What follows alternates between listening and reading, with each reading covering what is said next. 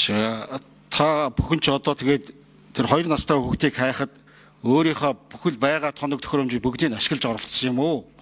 Эсвэл тэр тоног төхөөрөмжийг ашиглахгүй байжгаад ийм байдал төрөгж байгаа юм уу гэж асуугаад байна л да.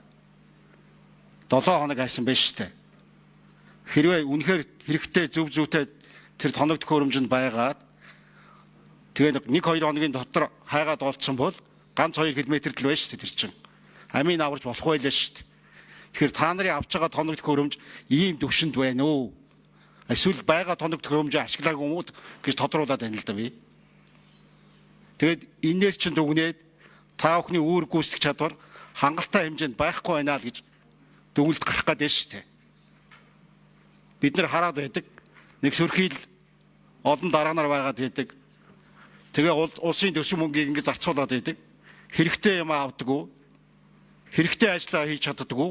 Ийм болчих гээд шүү дээ. Энийг л би лав тодруулаад байна. За минь тодруулъя. 2 номер Гантүмөр дарга. Бага тоног төхөөрөмж ашигласан гişүнэ. Илтгэж дуусла.